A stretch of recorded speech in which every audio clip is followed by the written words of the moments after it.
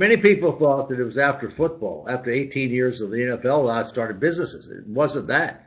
I was an entrepreneur at 7 years old. I had a paper route in Washington, D.C.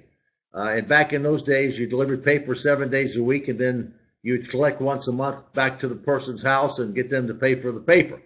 I've always worked. I've always had jobs. And even when I played football, my first salary was $12,500 and playing for the Minnesota Vikings in 1961. I was rookie of the year, had a great rookie year, and I had an off-season job. And my off-season job was make a salesman for a trucking firm in Sioux Falls, South Dakota. They paid me $600 a month. And so I learned business from doing business. And then finally, after when I was 26, I started building my own businesses, and I built 20 companies. And the way you learn, Merrill, to be a business person or an entrepreneur is to go do it. Put your hands in the soil. Farmers learn to be farmers by putting their hands in the soil and farming. And quarterbacks learn to be quarterbacks by going out and playing. And business is no different. I'm not a gambler. I make sure that I know what I'm doing. I know that I believe I've got a product or service that can make a difference, that can solve problems, that can bring value. And I don't go out and borrow money. I go out and I bootstrapped all but one of my companies myself.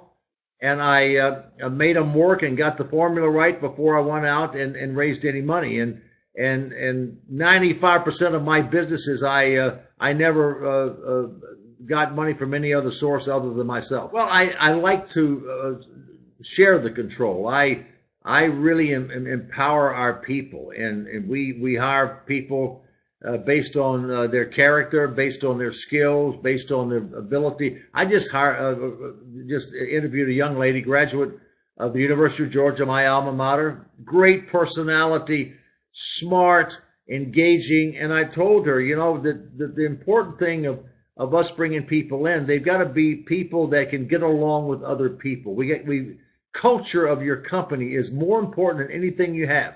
And the culture's got to be a culture of caring and love. And building a business of one employee or 5 or 50, same thing. And culture, just outstrips everything. And so I had a great time interviewing this young lady, 22 years old, to do a finance job here. She's very skilled, but she's got the culture of caring, a culture of team, culture of doing the right thing, and getting along with people. And that's what's most important for me.